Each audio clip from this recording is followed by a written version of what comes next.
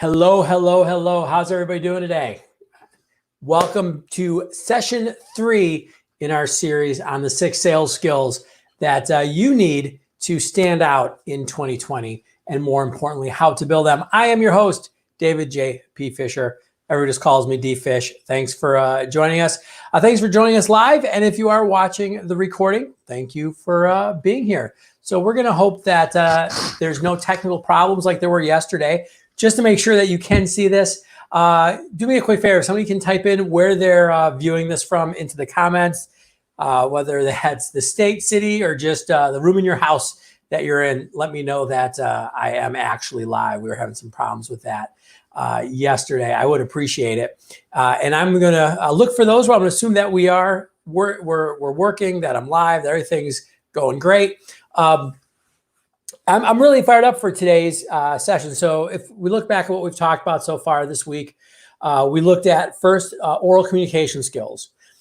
Then we looked at the power of, hey, Adam, thanks for letting me know you're from right here in Chicago. Great to see you. All right. Hey, Sean, thanks for joining us from Missouri. Appreciate it. We got Midwest in the house. Excuse me. But yesterday in session 2, we looked at people management, like how to actually get people to work together, both internally within your team and then, of course, externally with the prospects, all of their stakeholders. Today, we're going to talk about something that's near and dear to my heart, social media. And again, all of these skills were listed in a report.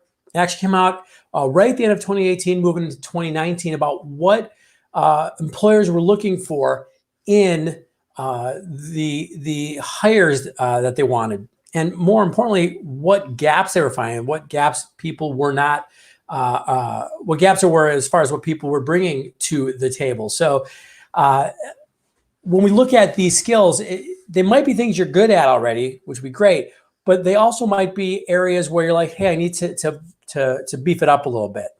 Because one of the things that I've thought about a lot when I've been writing the outlines of these messages, when I've been doing the LinkedIn posts for these messages, is this idea of recession proof, and that's kind of the sexy word right now that I see in webinar titles and social media posts and in subject lines for emails. I was talking about what they're going to share with you that is going to help recession proof your job. And it's sexy because we respond to it, because it kind of preys upon this fear that a lot of us have in times of uncertainty. And I actually don't think you can recession proof a job, right? There's a lot of factors that come into play whether or not we can be employed in a specific job. Like, what if the company goes away? Then I don't care how good of a salesperson you are, the company goes away. There's no job. But what we can recession proof is our career. And what I mean by that is if we can develop the skills, the abilities, which can be applied across a wide variety of specifically sales roles or entrepreneurial roles, business ownership roles, leadership roles, if we can pivot and have those kind of transferable skills, then we truly have a recession-proof career. And I remember hearing from a mentor early on who told me, hey, if you can learn how to sell, no matter what the product is, if you learn the foundational skills, you'll always have a job. And he was talking about selling knives, right? So we used to say, knife skills are life skills. And it's true. I was able to take a lot of those things I learned as early in my career as a young salesperson, and I still apply them today.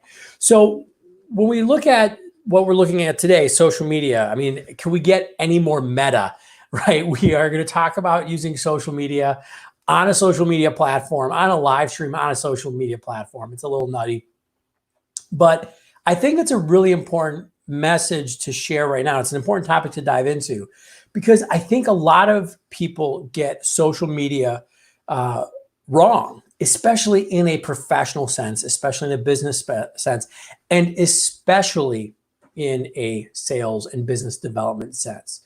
Because what I think has happened is as digital communication has entered more and more of our mainstream society, it's been kind of let's say it's been looked down upon. As the kids would say, it's very easy to cast shade on social media because it's something that the kids are doing, or it's young, or it's just a waste of time. We have things like Facebook and TikTok.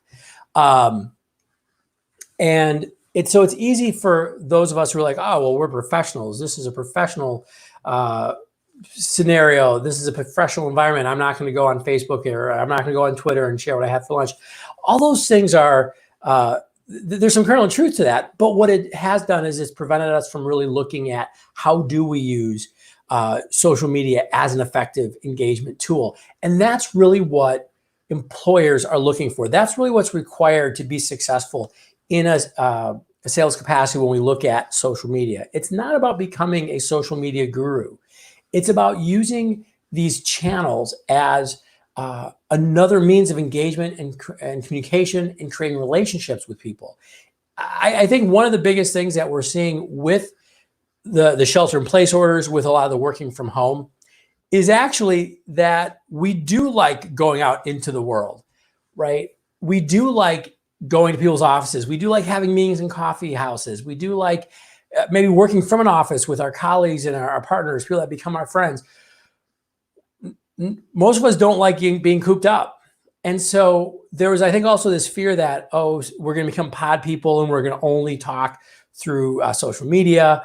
And, that seems like horrible, so I'm going to resist it. It's not the case at all. But here's what I'm going to suggest to you. There's two things I want to talk about today that I think are really important if you want to understand how social media and the knowledge about how to use social media, why it's so important. So number one is just understanding that the world has shifted. In hyper-connected selling, I talk about being a sales Sherpa. And to be a sales Sherpa, you're really positioning yourself as an expert, as a trusted resource for potential buyers in your field, that you're going to be the guide as they go through their buying journey. A key part of that is digital communication. It's being present in the online space, not to the exclusion of everything else, but as part of the entire package. And so one of the things I think is really important is to go, how am I using social media to present myself, to present my brand, to present my expertise? It's not about becoming a social media guru or an influencer or anything like that, but rather, how is it that you are using social media platforms like LinkedIn or whatever tool comes along to firmly plant yourself in the minds of the people that you would like to influence? And again, that doesn't mean you have to influence thousands or 100,000. It might be 100, it might not even be 100, depending on what you are selling, depending on the sphere of influence that you want to have. It could be 10, it could be 20, it could be 50, it could be 100 or 200, it could be bigger. That's fine. But again, this idea of becoming what I call a micro influencer is really important, right? So understanding that you can use these tools to present yourself, to show up in this online context is really important. So that's the first thing I think you need to keep in mind as far as social media is concerned, is that we are engaging online and offline. And so if you're not present, you're losing out on the chance to actually influence others.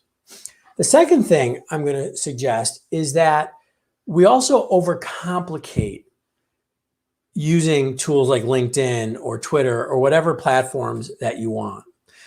We think that we have to become the social media guru. We think we have to become the expert. We think we have to become somebody who's on social media 2 or 3 hours a day, right? I gotta live on LinkedIn, then I'll be successful. And I'm going to argue that that's actually not the truth for most people.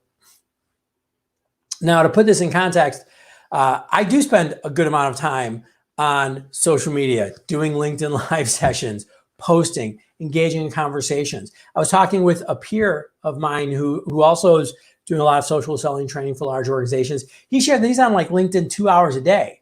Now, I'm not on it that much by any means, but he's like, hey, that's where all of my business comes from. That's one of his main business development tools.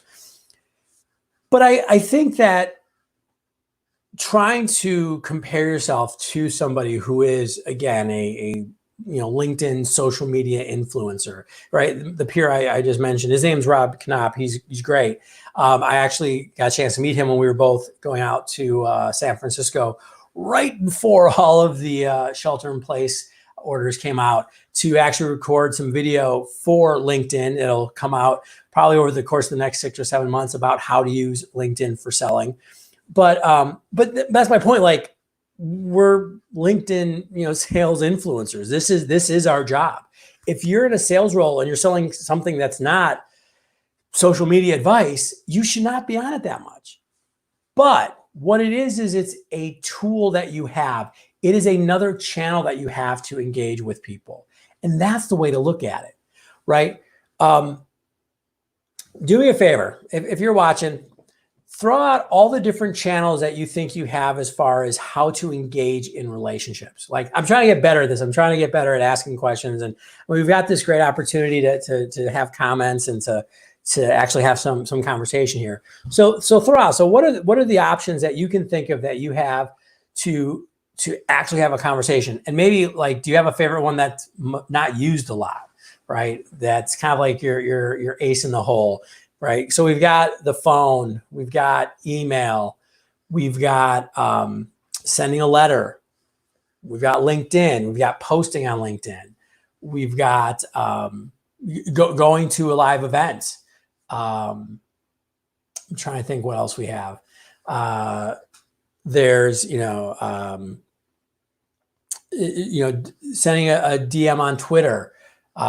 There's a lot. I mean, again, throw any more in that I'm missing, please. Think about any one of those. Like, think about email. Would you try to sell and not use email right now? Might be kind of hard, right? Do you have to become an email guru to use it? No, it's just a communication channel.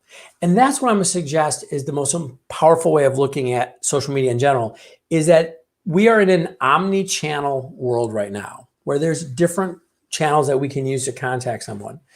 And it's not about one is better than the other, but that they work better when they're used in conjunction, right? So there's always this argument early on between, like, the calling salespeople and the social selling people. Like, oh, LinkedIn is the best. Oh, you can't do anything on social. Neither of those is true. They all kind of wrap together like a braid, right? And if you think about, like, a rope, is kind of a bunch of smaller coils wrapped together. The more coils you have, the stronger the rope gets. So if you have email and you have phone and you have posting on LinkedIn and you're sending a direct message on Twitter, and maybe you're connected with some of your prospects and clients on Facebook because you've developed a relationship with them, and so you get to see some of the other content they're sharing there, and you're sharing stuff that, kind of more of that pro-personal, as I call it, personal/professional. You add all those together. That's how you can have a much stronger conversation long-term with them. Now, by the way, take all of that. Now add in having an in-person meeting. Now add in going and seeing them at an event. Now add in going to a conference, having a cocktail with them at the cocktail reception afterwards. That is how you really position yourself in the minds of your prospects and customers, right? So when we look at social media, and I'm speaking about LinkedIn a lot because LinkedIn, I really feel, is right now the preeminent platform for professional engagement on a social media platform. That might change. There might be something else coming up. We never know. This world is definitely evolving, but that's why you don't have to, like, become this expert. You just have to become somebody who is conversant, who can use these tools. Just like you don't have to be the expert at picking up the phone. You gotta be conversant with it, or you have to know what to say, how to say it, what's the best way to say it. It's the exact same thing when you're approaching social media. So again, that's kind of a broader context you can use to use these platforms. So let's look at how do we get better at using social media in creating and nurturing sales conversations and sales relationships. So I want to give you quick 3 ideas. The first is actually thinking about your personal brand. One of the powerful things about the online world is it's always there. So we can think about social media as a LinkedIn profile. We can think of it as a Twitter bio. We can think of it, by the way, even as a website, right? Like a personal website you have. If you think about it, that's kind of social media too. It's like before social media made it easy for us to have a LinkedIn profile, which is just kind of a personal professional website. Some of us just had to learn WordPress or HTML and make our own website. So think about all of those different locations that you have in the online world and just ask yourself, if I didn't know me and I came upon this, what would I think? Would I want to do business with this person? Would I know how this person can solve my problems, right? Do I want to have a further conversation with them? And if not, this is a great time. We've got a little extra time, or many of us have a little extra time to go in and really craft that message. 3 questions I always ask when I'm working one-on-one with somebody to help them develop a better LinkedIn profile or social media presence. I even ask this to audiences. I go, hey, here's the 3 questions that you have to ask yourself. What is my goal? Who is my ideal audience? Who is the most important audience I want to engage with? And what do those people have to know about me? And I suggest writing these answers out, like just on a piece of paper, just a scrap piece of paper, because you'll think that you know the answers to them, but when you write it out, you actually have to start being specific, and it gets a little harder. But going through that exercise allows you then to go, okay, hey, I'm trying to build my business with X type of clients. And like, so, I could take me, a big part of what I do is speaking. And even though there's not as much conference work anymore, I've pivoted to really trying to provide virtual stuff, whether that's webinars, whether that's one-on-one sessions, with leadership, whatever it might be, consulting to help organizations still move forward with all of these things. So, if I think about one of my main targets, of course, is people that hire speakers and trainers and people come into their organizations and speak at conferences and association meetings, all that kind of good stuff. Okay, so then I know, I'm trying to get more of those engagements. I know that that's my audience. How do I want them to see me, right? So obviously knowledgeable, experienced, somebody who's easy to work with, right? So I've put all that together, and that informs how I show up online. You need to do the exact same thing. And again, this is hard, but go at it with the lens of, what if I don't know me? Because the problem is we make a lot of assumptions. And so we go, oh, of course that makes sense. Like I could go through my website right now, I'm sure, and just be embarrassed and go, oh, wow, that's really not that clear. Or I thought it was clear, but it's not. So you've got to really try to come at it with a tabula rasa, right? A blank canvas, and go, okay, is this really clear? So that's the first thing. Really hone that online ecosystem of social media platforms and profiles to help you look good. The second, this sounds strange, but it's super powerful. Make friends with marketers, right? So if you're a business owner, if you're a salesperson, if you're an entrepreneur, your job is to get business. You think of yourself as a salesperson, probably not a marketer, but you are. In fact, this is the quote that was in the article that I wrote on the 6 sales skills. And this is a quote from Jack Kosakowski, who's a really great voice in the social selling movement. And he goes, movement, I guess we're a movement, or whatever you want to call it. But he goes, sales is marketing and marketing is sales in today's digital landscape. There's no way around it. To drive demand, you must build brand. Understanding how to use marketing as the key driver of getting visible, valuable, and connected to your buyers 6 months before they are ready to buy is crucial in today's selling landscape. So it's the Sales Sherpa concept I just said, right? Position yourself as the guide, as the resource before they know they ever even want to buy. So one of the things that's helped me a lot is just talking to marketers, or getting on some lists of the newsletters of good marketers. There's so many great people out there. I mean, some suggestions I could just rattle off from the top of my head. One of my good friends, Andy Crestodina here in Chicago, really knows his stuff. Get on the Orbit Media blog. Ginny Dietrich, this is more PR, but it's really kind of marketing as well. It's Spin Sucks. Dan Golden, Be Found Online, does shares a lot of great stuff on digital marketing. Corey Northcutt with Northcutt does a lot of great SEO stuff. Mark Beelan, Chicago Search Lab, again, some really great SEO material. Jack Kostakowski, who I just mentioned before, great stuff to read. Bernie Borges from Vringresso, social selling company, he puts out great marketing material. But just find people who are marketers and talk to them. They think about things a little differently. They're used to sharing brands, sharing a message, being clear, trying to get attention. So hang out with them. You will actually, through osmosis, become better at selling by hanging out with marketers. So read their stuff, learn their lessons, and go, how do I apply this to actually getting more sales? And Handley, she's a big one in the space. She has a every other week newsletter, I think it is, fortnightly, she calls it, which is great.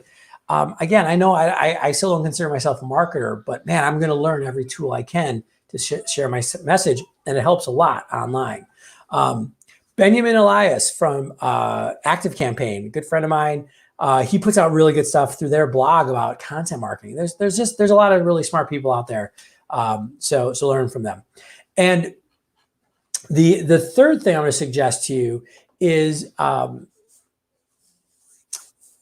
remember that you don't need to have a big audience to still have influence.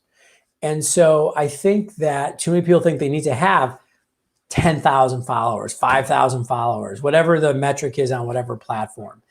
You don't need that. Again, always just remember that your job is to build your network. And that's why I think, even right now on LinkedIn, if you see somebody who's, sharing a comment on somebody that you're connected to, and it's, you look at them and they're like, wow, you're kind of in the similar field that I am, or I'd like to get to know you better, reach out to them, start to build that network up, even before you think you need it. But don't wait, I guess is my point.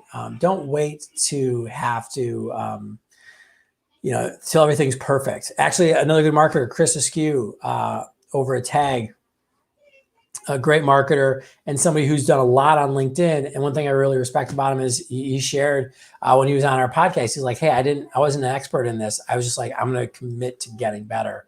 And I guess that would be the last thing is put a little time into this. Not a lot, but if you show up, let's say on LinkedIn, you're like, I want to get better at LinkedIn. If you show up 15 minutes every day, you post something, you do some engagements, you just, even if you don't really know what you're going to do, but you show up and you're like, well, I'm here, I might as well make my time useful.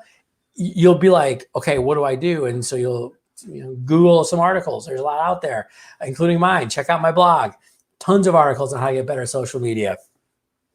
And that will help you improve your skills. So those are 3 ways that you can better at using and leveraging social media to become a more effective salesperson. The one thing I could also share with you is I also have a lot of books on this topic, including Networking in the 21st Century on LinkedIn. We just put the 2nd edition out last year, so it's nice and recent. I realize I don't really plug a lot of my stuff here, so I got to get better at that a little bit. But thank you so much for joining me today. As always, if there's anything else I can do to help, please just reach out, shoot me a message. If you don't get my weekly email, send me a message and I'll put you on that. Give me your address. I'll make sure I do send out a weekly email with a lot of tips on how to use social media, how to use LinkedIn, how to sell better, how to network, how to market, all those kind of fun things. And if you know any, as I mentioned before, if you know any organization who is, looking for a virtual speaker because they've had to cancel their in-person events, whether that's a local networking group, that's your company, that is, association you're with. I'm doing a lot of virtual events right now because the topics I speak on are needed. And also, since I've been doing this virtual stuff for a while, I'm pretty comfortable with it. So I want to make sure that I'm sharing the message with as many people as possible on how they can actually harness the online digital world, so that we can make the offline conversations that we will have again that much more effective. I will be back for the 4th session in this series tomorrow, 11:30 Central. Again, if you found these useful, it really helps if you share this with your network, or even if you just have one person that you think would get some benefit from them, even just sending them a direct message and say, hey, check out DFish at 11:30. I would really appreciate that. And as always, take care of yourself, stay safe, stay inside. Depending on where you are, I know the rules are relaxing in different parts of the country, but we're definitely not through this yet. And I'd hate to see a spike and have more people get sick and more people die. So let's take care of each other. And in the meantime, be patient, be kind, all right, and take care of one another. So thanks, everybody. Have a great day. Bye.